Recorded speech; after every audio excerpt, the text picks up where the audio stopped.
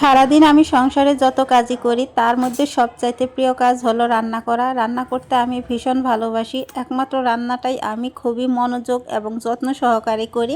আজকে রান্না করব কাঁচা কলা দিয়ে রুই মাছ। এই তরকারিটা আমার খুবই পছন্দ এবং এটা কিন্তু অনেক পুষ্টিকর। কলাতে প্রচুর পরিমাণে আয়রন আছে যা রক্ত শূন্যতা দূর করতে সাহায্য করে। তো আজকে আমি সব রান্নাই একদম সিম্পলভাবে করি, অত বেশি কিছু দেই না। এই রান্নাগুলোই কিন্তু খেতে বেশি ভালো লাগে। আমাদের জন্য কলা দিয়ে রুই মাছ রান্না করে নিলাম। এদিকে আমি বাবুর জন্য রান্না করব। তো বাবুকে আমি সবসময় একটু ঝাল কম খাওয়ানোর চেষ্টা করি, যদিও সে ঝাল খুবই পছন্দ করে, তারপরও অল্প ঝাল দেওয়ার চেষ্টা করি। এখানে বেশ কয়েক রকমের সবজি নিয়েছি, আপনারা দেখতেই পাচ্ছেন কি কি নিয়েছি। এটা আমি পাঙ্গাস মাছ দিয়ে রান্না করব। আমার বাবু পাঙ্গাস মাছ খেতে কিন্তু খুবই পছন্দ করে। আমার মনে হয় সব বাচ্চারাই পাঙ্গাস মাছ খেতে খুবই পছন্দ করে।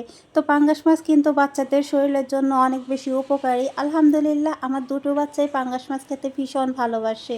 তো আজকে এ পর্যন্তই, কথা হবে পরের ভিডিও।